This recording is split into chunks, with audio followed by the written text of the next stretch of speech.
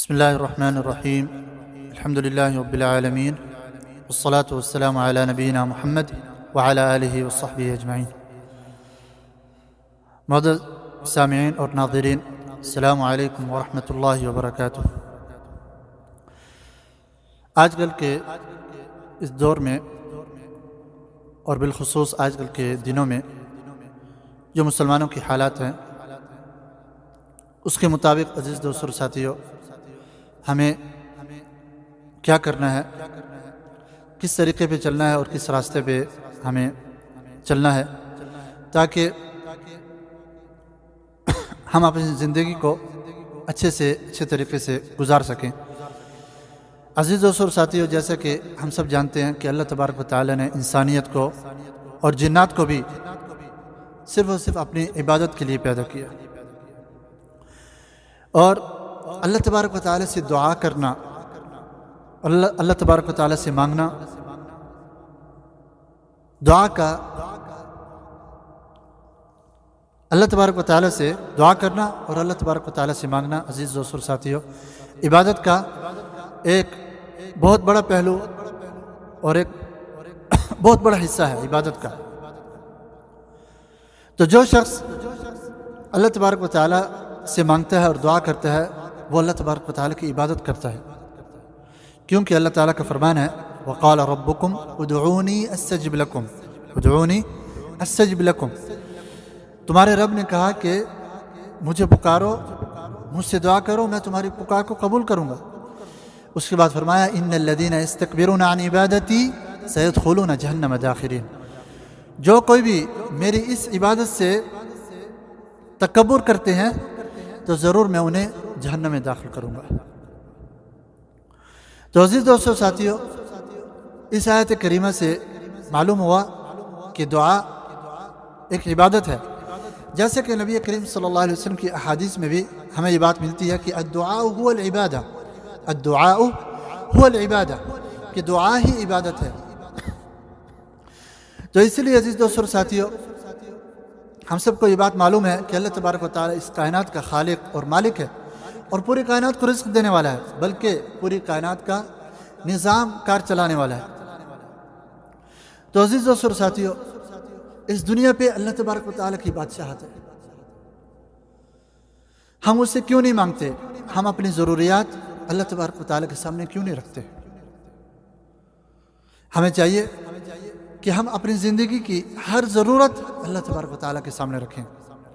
اور عزیز دوستوں ساتھیوں، جب مخلوق سے سوال کیا جاتا ہے تو مخلوق کو غصہ آتا ہے، مگر خالق اللہ تبارک و تعالیٰ ایک ایسی ذات ہے کہ اگر ان سے سوال نہ کیا جائے تو اللہ تبارک و تعالیٰ کا غصہ آتا ہے، جیسا کہ حدیث پاک میں نبی کریم صلی اللہ علیہ وسلم نے ہمیں بتایا من لم يسأل اللہ یغضب علیہ، جو اللہ سے سوال نہیں کرتا اللہ تعالیٰ اس سے غضبناک ہوتے ہیں۔ تو عزیز دوستوں اور ساتھیوں، اگر ہم پرانی آیات اور نبی کریم صلی اللہ علیہ وسلم کی احادیث پہ غور کریں تو ہمیں زندگی کے ہر پہلو کی دعا ہمیں مل جائے گی۔ زندگی کا کوئی بھی پہلو ہو، پیدا ہونے سے لے کے مرنے تک کوئی بھی پہلو ہو، ہمیں نبی کریم صلی اللہ علیہ وسلم سے یا قرآن پاک سے انبیاء علیہم السلام کی جو دعائیں ہیں ان میں سے کوئی نہ کوئی دعا ہمیں مل جائے گی، ہر زندگی کے ہر پہلو سے، چاہے رزق مانگنا ہو، چاہے صحت مانگنی ہو، چاہے ایمان پہ خاتمہ مانگنا ہو، نبی کریم صلی اللہ علیہ وسلم کی احادیث میں تمام دعائیں موجود ہیں۔ ان دعاؤں میں سے اللہ تبارک و تعالی نے ہمیں یہ دعا سکھائی ہے جو نبی کریم صلی اللہ علیہ وسلم کی بھی کثرت سے دعا ہوتی تھی، ربنا آتنا فی الدنیا حسنہ۔ ظاہری طور پہ یہ ایک معمولی سی دعا ہے، مگر اس دعا میں ایسے امور پائے جاتے ہیں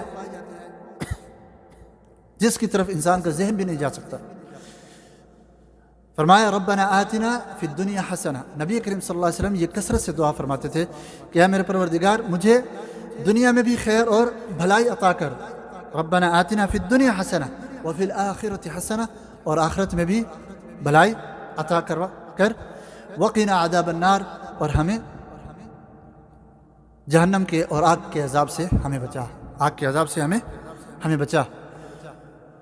تو عزیز دوستو اور ساتھیو، اس آیت کریمہ میں اور اس دعا میں یہ ایک جامع دعا ہے نبی کریم صلی اللہ علیہ وسلم جو کثرت سے کرتے تھے۔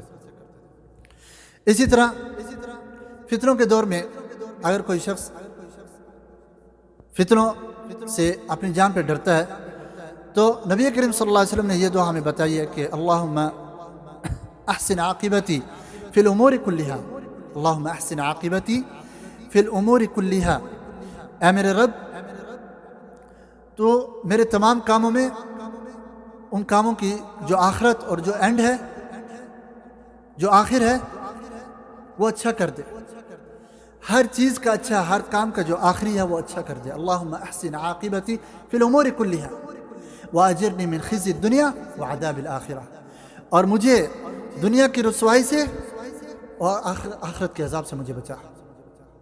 تو عزیزو اور ساتھیو، اور بھی بہت سی دعائیں ہیں جو ہر مسلمان کو تلاش کرنی چاہیے اور اللہ تبارک و تعالیٰ سے دعا کرنی چاہیے، کیونکہ میرے بھائیو یہ فتنوں کا دور ہے، یہ مشکلات اور مصائب کا دور ہے۔ ان فتنوں کے دور میں وہی بچ سکتا ہے جو اللہ تبارک و تعالیٰ سے سچے دل سے دعا کرے۔ انشاءاللہ تبارک و تعالیٰ کسی اور مجلس میں دعا کی شرطیں بیان کریں گے۔